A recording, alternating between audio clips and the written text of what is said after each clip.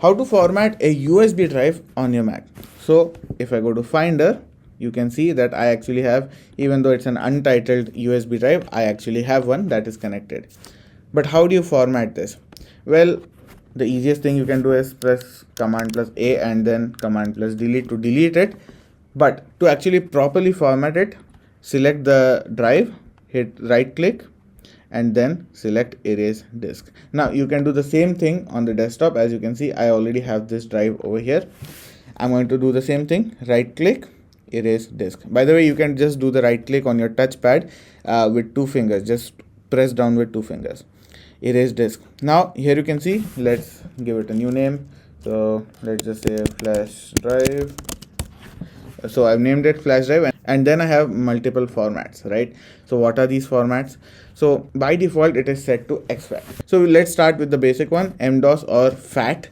FAT files are an old filing system that was used a long time ago. The maximum limit to it is 4 GB, and it's not the fastest system either. So people generally don't do that. If you want to use an old system, you can actually format it that way. The newer version of that is actually exFAT. Now exFAT does not have any file size limit. It's faster, and it can also universally work in the way that it works on Macs as well as Windows laptops. And some people also use APFS. So that is an Apple's filing system that is very I would say fast, secure. So many people also use APFS, which is Apple's own filing system, which is modern and faster, and you also get options like case sensitive and encrypted file options.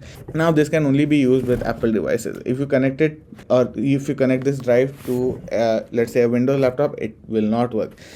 For that to work, you just have to select exFAT, and that's about it.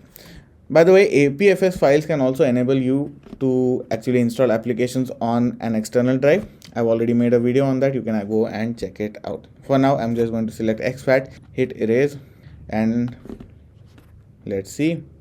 Now, once you hit erase disk, the USB disk is going to actually disappear and come back. As you can see, it has now been given a new title, which is available, and there are a total of 0 items on this. Now, this is a 64 GB drive, which is seen on the bottom over here. Hopefully, this video has been helpful to you guys. If it has been, do make sure to like, share, and subscribe. See you in the next video.